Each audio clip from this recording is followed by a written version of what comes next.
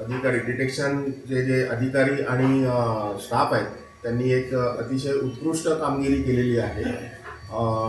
आमच्या मालाड पोलीस स्टेशनच्या हद्दीमध्ये एक रामबाग लेन म्हणून एरिया आहे. त्या ठिकाणी ॲडव्हान्स प्लाझो म्हणून जो एक रेसिडेन्शियल टॉवर आहे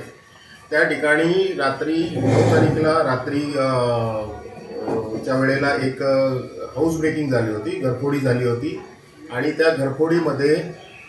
36 लाख रुपयांचे दागिने, 40,000 रुपये कॅश असं एकूण 36,40,000 रुपयांचा मालमत्ता चोरीला गेलेली होती.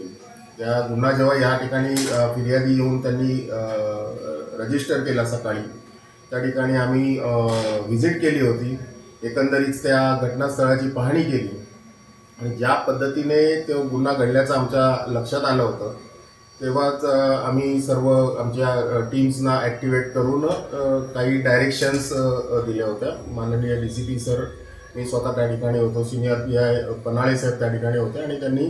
ज्या मोडस ऑपरेंडी आमच्या लक्षात आली त्यावरून हे सराईत गुन्हेगाराचं काम असावं असं त्याच वेळेला आम्हाला लक्षात आलं होतं आणि त्या दृष्टिकोनातून आम्ही मग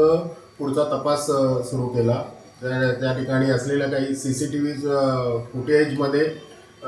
त्या आरोपीचे ब्लर इमेजेस आम्हाला मिळालेले होते आणि त्या ब्लर इमेजेस आणि त्याशिवाय त्या सोसायटी रामबाग लेन आणि आजूबाजूच्या परिसरातले जवळपास 100+ CCTV कॅमेरे त्यावेळच्या रात्रीच्या वेळेचे सर्व आम्ही पाहिलेले आहेत, आमच्या स्टाफने पाहिलेले आहेत आणि ज्या काही इमेजेस मिळालेल्या होत्या त्या आर्टिफिशियल इंटेलिजन्स टेक्नॉलॉजीचा वापर करून त्या ब्लर इमेजेस आम्ही क्लिअर करून घेतल्या आणि एक आरोपी आयडेंटिफाय झाला, संतोष सुरेश चौधरी, जो रेकॉर्डवरचा गुन्हेगार आहे आणि यापूर्वीही अनेक पोलीस स्टेशनमध्ये त्यांनी गुन्हे केलेले आहेत असं आमच्या लक्षात आल्यानंतर आम्ही मग त्याच्या ट्रॅकिंगला लागलो. त्याच्या जे काही अवेलेबल इन्फॉर्मेशन्स होत्या त्याप्रमाणे त्याला आयडेंटिफाय करून आम्ही त्याला 24 तासाच्या आत, 24 पण नाही म्हणता येणार, 12 तासाच्या आत आम्ही त्याला